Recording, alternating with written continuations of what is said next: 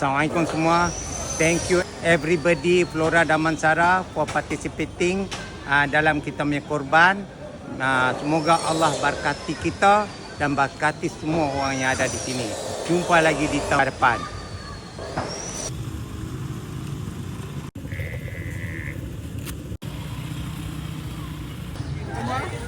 Ketupat bang, tunjuk sikit ketupat. Ketupat. Alamak, baik lah. Steady. Ayah Zam, Luncai.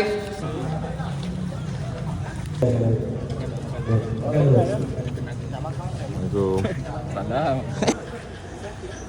Baik lah bang.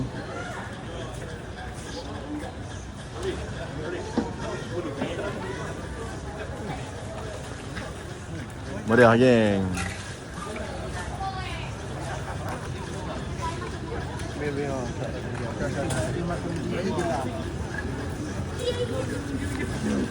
Nasi lemak mana ni bang? Wallahualam. Nasi lemak dalam kotak. Steady je bang. Saya suka jawapan tu. Wah ya. Maya bang. Maya. Beli baju lah. Baju saya pun tak ada baju bang.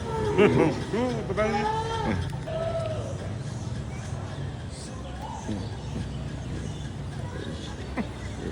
Maya. Selamat Raya. Aidil Adha. Sama. Maya Haji.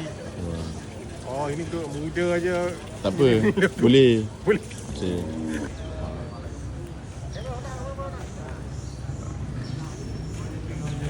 Tak makan tu. Sekejap bang. Selamat Hari Raya. Aidil Adha bang. Selamat Hari Raya. Okey.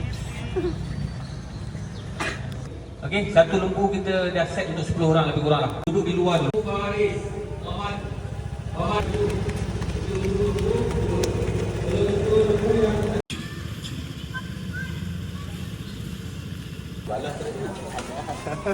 Oh. Ali.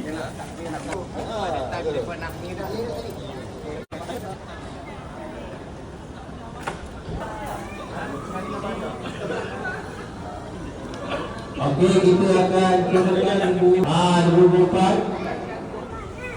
Sudah selesai dan Amin, Azman Ali dan Nasri Datuk Haji. Betul.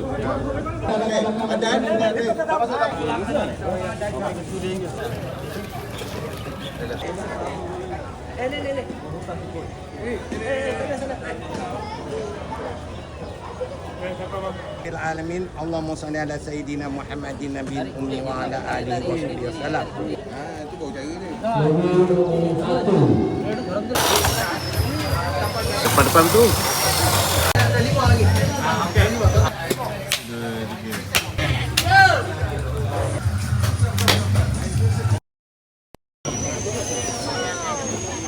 By the way, I'm first cousin to Tan Sri Syariza Abdul Jalil.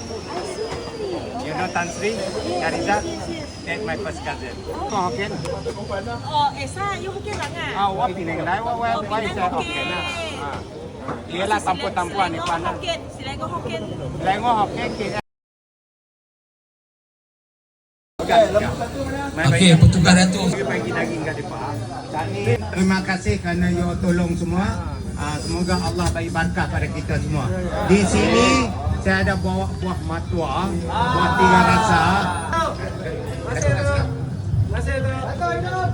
Hidup Datuk. Di Melai. Jadi Abang Jo. Abang Jo yang dicari. Hei, lebih sikit interview. Saya ya. Ini kumpulan Tiga. Kumpulan tiga. Saya 3 bang.